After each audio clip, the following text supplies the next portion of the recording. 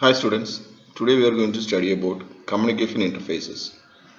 So there are mainly two types of communication interfaces.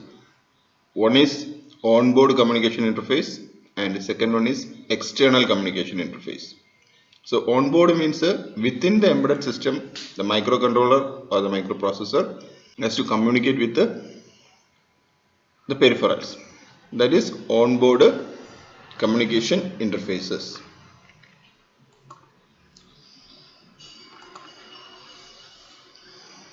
So, what is an onboard communication interface? Communication channel which interconnects various components within an embedded product is called a device or board level communication interface or onboard communication interface. So, these communication interfaces are classified into four. So, first one is I2C or inter-integrated circuit. Second one is SPI, that is serial peripheral interface. Third one is one wire interface, and fourth one is parallel interface. These are the four major types of onboard communication interfaces. So first of all, we will look into I2C interface or inter-integrated circuit bus. So this is a synchronous bidirectional half duplex two wire serial interface bus. So what is meant by synchronous? So it will act or it will work according to the clock pulse that is given by the master. It is a bidirectional communication interface. So from the master to slave and from the slave to master we can communicate. And why it is called half duplex? At a particular time, one communication is possible. That's why it is called a half duplex. Even though it is bidirectional, but a particular time only one communication is possible. That is either from master to slave or slave to master. So this communication interface was developed in 1980s by Philips Semiconductors. So this I2C bus consists of two bus lines. So what are these bus lines? One is a serial clock, that is SL, as you can see here. This is SCL, that is serial clock. And the second one is SDA, that is serial data. Okay. So each device, whether it is master or slave, it is connected to this clock and data. Okay, clock and data. So obviously the communication mode is serial communication because we are using only a single line for data and a single line for clock, and we will provide a VCC. So this is a diagram of I2C interface. Okay. What is a master and what is a slave in I2C? So the master device is responsible for controlling the communication by initiating or terminating data transfer.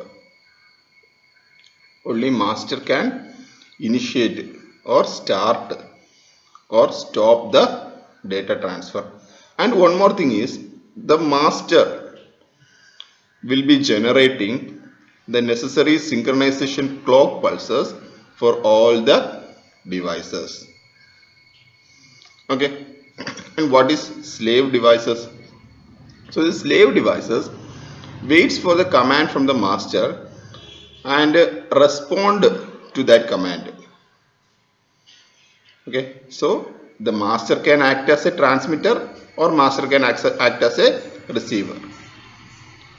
Slave can act as a transmitter or slave can act as a receiver. So if you look into this diagram, we can see this shaded region. Okay. So this is a bit stream in I2C communication. Okay, this shaded region is the bits that are generated from the master to the slave. Okay, and the non-shaded region are the bits that are generated from slave to the master. Okay, so what is this S? S means start condition. If that particular bit is enabled, means the communication process will start. Then slave address will be there, to which slave the data has to be provided. Next, read or write. If 1 means read and 0 means write. Next, A is acknowledgement and data is present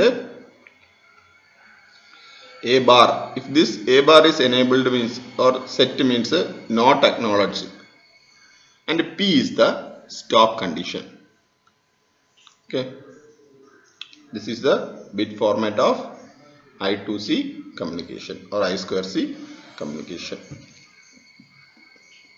Okay, so what is the peculiarity of a master? So master will start and stop communication, and it will generate the required clock pulse. These are the peculiarity of master, and slave will always respond to master, and both master and slave can act as transmitter or receiver according to the need.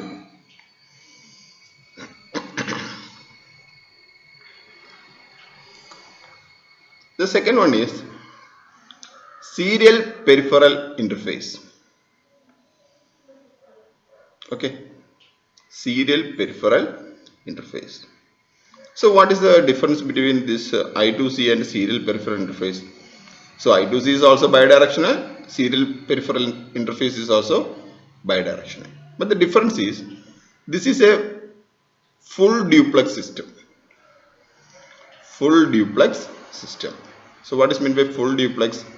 At a time, both transmitter and receiver can transmit and receive data. Okay, just like a mobile communication, we can speak and other person also can speak at the same time. That is full duplex communication, and it is a 4-wire serial interface. Okay, so this was developed by Motorola company. Okay, so SPI is also a single master multi-slave system. Okay, but the advantage is here more than one master is possible, but only one device can act as a master at a time. Okay, so it is also a single master multi-slave system, but multiple users, multiple devices can become masters. Okay, we can say like a master 1, master 2, master 3 will be there. But the problem is only one device can be act as a master at a time. So that is a peculiarity. Okay, so the application is it is to send data between microcontrollers and small peripherals such as registers, shift registers, sensors, SD cards, etc. So that is the application of serial peripheral interface.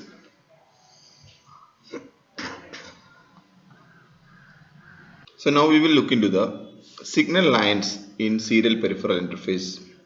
Okay, so first one is master out, slave in. So as the name indicates, the output from the master device will be carried by the line and it will be given to the slave device. Okay, so it is also called a slave input. Okay, so this is MOSI, from master to slave. Next one is master in, slave out, MISO. So this is a signal line that is carrying the data from slave to master. It is also known as slave output. And the next one is serial clock. So this is a signal line that is carrying the clock signal. Serial clock, SCLK, this one. So master is always providing the clock. Okay, so as you can see here, clock is given to this one, this one, this one, and this one. Okay. Next is slave select. So as I told, at a time only one slave can communicate with the master. Okay, and it is a full duplex communication. Okay, so we have to select. So in order to select, it will send a signal to that particular slave. Okay, so the master is responsible for generating the clock signal, and the master is responsible for selecting the slave devices. Understood?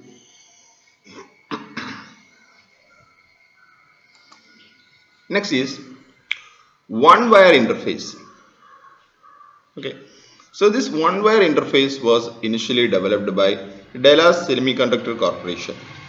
Okay, so its advantage is it provides a slow speed data and signaling, and it provides power also over the single conductor.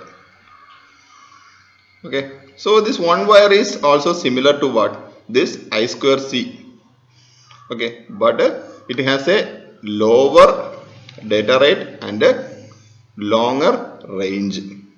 Okay, so why we are using this one wire is in order to save the amount of hardware that we are using, the length of the wire that we are using. Okay, so we need only one wire for communication. Okay, so it consists of two wires actually. Okay, even though the name is one wire interface, but it consists of two wires. One is data and the another one is ground. Okay, so like all the previous interfaces, it has a master. It always has a single master. So this master can be either a PC or a microcontroller. Okay, so the master only initiates the activities in the bus. Okay, so in order to avoid a collision in the bus. So what is meant by collision? If more than one slaves are transmitting data, then obviously collision will occur because we are using only one wire. One wire is connected to all the devices. Okay, so we have to write protocols and software to avoid a collision. Okay, so we have to detect the collisions and we have to avoid the collision. So for that we need a support from the software level also.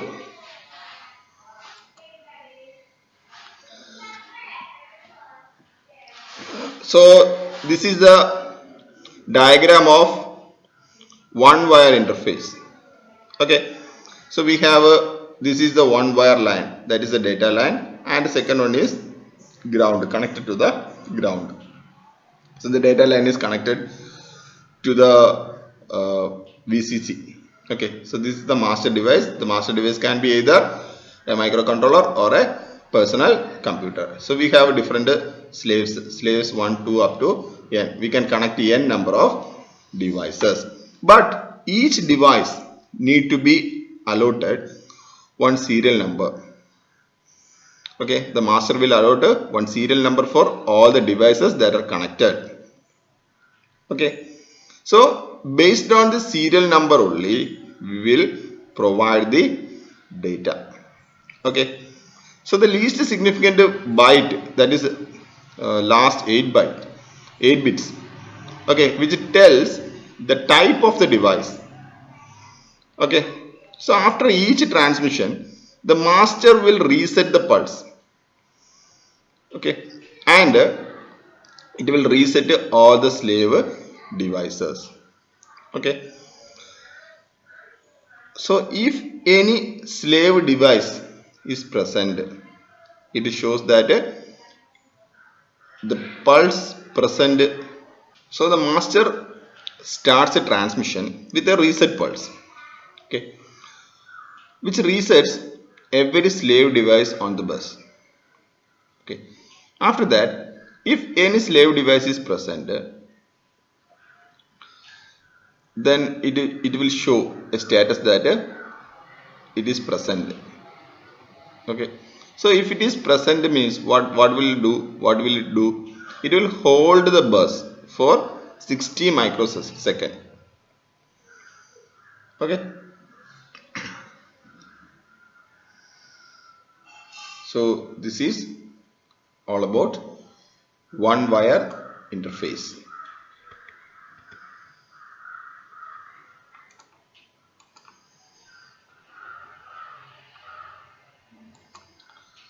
Then the last one is parallel interface. So this is the common interface that we are using inside a computer. Inside the computer, that is connecting the motherboard with the peripherals, connecting internal devices like a hard disk, RAM, video cards, etc. All these connections are done using parallel interface only. So what is the advantage of parallel interface? At a time we can transmit n number of bits. Okay, so as shown in the diagram, we can transmit 8 bits at a time. In one clock cycle we can transmit 8 bits, or we can transmit 32 bits, or we can transmit 64 bits, depending on the capacity of the computer. So this data transmission, it will convey multiple binary digits or bits simultaneously. So here what we are doing, here we are using multiple numbers of conductors. Okay. So the communication channel is the number of electrical conductors used at the physical layer to convey bits. Okay. Then the parallel communication implies more than one such conductor. For example, if it is a 8-bit parallel channel, we can convey what? 8 bits simultaneously. Okay. So if you look into serial, what happens? We have only one line for transmitting data. So in that case, only one bit will be transmitted at a time. Okay. So these are transmitted sequentially in serial communication. But in parallel communication, we can simultaneously transmit the bits. So that is the peculiarity of parallel interface. So what are the advantages and disadvantages of this parallel interface? Parallel interface requires more lines. That means what? More hardware is required. But serial interface means what? Only 2 lines or 3 lines are required. Okay, we can reduce the amount of hardware. And parallel interface can used only for short length communication or short distance communication. But serial interface we can use it for what? Long distance communication also. Understood? So these are the types of onboard communication interfaces. So thank you for listening to this lecture. If you have any doubts, you can ask.